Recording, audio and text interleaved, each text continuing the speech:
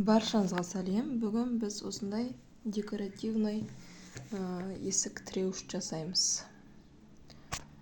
Бізге керек осындай қағаздан біз дөңгелек жасап аламыз. Шарик жақсылап барлық жерін скотчтап аламыз. Содан кейін оны скотчтап, видеода көрініп тұрғандай.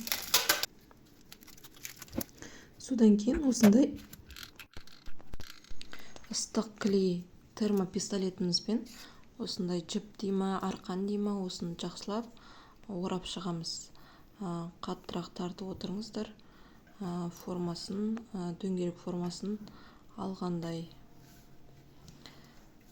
Клейімізді байқап қолданыңыздар. Қолдарыңызды күйдіріп алмай, жақсылап жағып шығамыз клейімізді.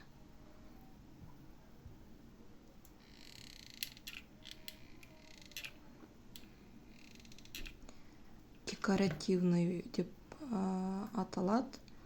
Шарик дөңгелек есіктің тұтқасын іліп қоямыз.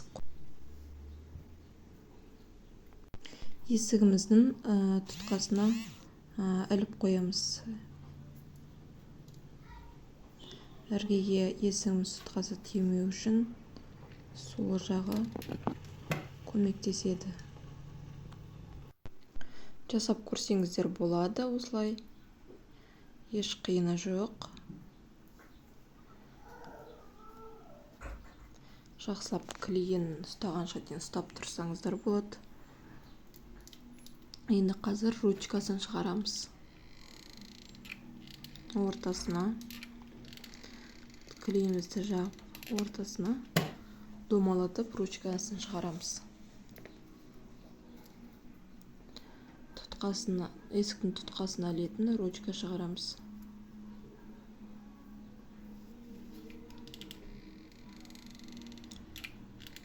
Видео ұнаса, лайк басып, комментарий жазып, қолдап отырыңыздар.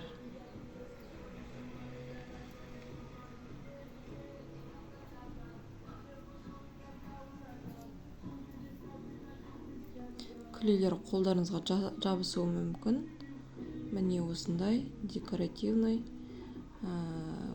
іргеге 2 сантиметр тимейді. Декоративный шарик жасаймыз өзі қолымызбен. Көргендеріңізге рахмет. Сау болыңыздар.